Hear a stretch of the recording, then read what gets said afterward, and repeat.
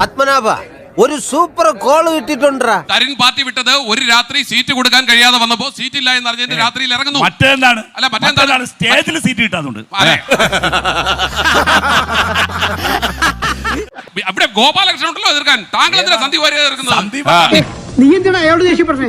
ഞാൻ ആരോടെങ്കിലും കുറച്ച് ഗുണ്ടായിസം കാണിച്ചു ഒന്ന് റിലാക്സ് ചെയ്തോട്ടെ പറഞ്ഞുള്ളേ. ചർച്ച തുടങ്ങിയതിന് ശേഷം റഹീം ഏതെങ്കിലും ഒരു CPM നേതാവിന്റെ പേര് പറഞ്ഞിട്ടുണ്ടോ? എനിക്ക് എഴുതാനല്ലേ സാറേ അറിയൂ, വായിക്കാറില്ലല്ലോ. പാവം, എല്ലാ കഴിവും കൂടി ദൈവം ഒരാൾക്ക് കൊടുക്കൂലല്ലോ. റഹീം കൂട്ടുപിടിക്കുന്നത് രമേശ് ചെന്നിത്തലയാണ്. റഹീം കൂട്ടുപിടിക്കുന്നത് കെ മുരളീധരനെയാണ്. തെറ്റ്? അത് ശരി. ഉളുപ്പുണ്ടടാ ചക്കണക്ക്.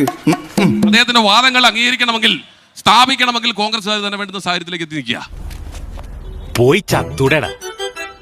ഞാൻ ചോദിക്കട്ടെ, തൃക്കാക്കരയിൽ ഡിവൈഎഫ്ഐയുടെ അഖിലേന്ത്യാ പ്രസിഡന്റ് അല്ലേ റഹീം? ഒരു സ്ഥാനാർത്ഥി നിർത്താൻ കഴിഞ്ഞോ? എന്താ കാര്യം? അതിന് ഒരു ബുദ്ധി വേണം, അതിവനില്ല. അതെ അതെ. പാലക്കാട് ഡിവൈഎഫ്ഐക്ക് ഉശരന്മാരായ ചെറുപ്പക്കാരില്ലേ, അവരെ ഒന്നും കണക്കാക്കുന്നില്ലേ? അതിനേക്കാൾ കേമനാണോ ഒറ്റ രാത്രി കൊണ്ട് മറുകട ചാടി വന്ന സരിൻ? അല്ല അത് പിന്നെ നിന്നെ പോലൊരു മര കഴുതേ ഞാൻ ഇതുവരെ കണ്ടിട്ടില്ല. അപ്പോ പറയും പ്ലീസ് ഞങ്ങൾക്ക് ഞാൻ പറഞ്ഞു തരട്ടെ. ഞാൻ അവിടെ നിൽക്കണേ.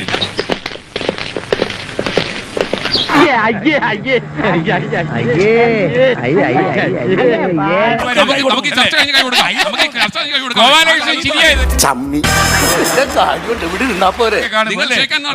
ഞാൻ പറഞ്ഞു തരട്ടെ.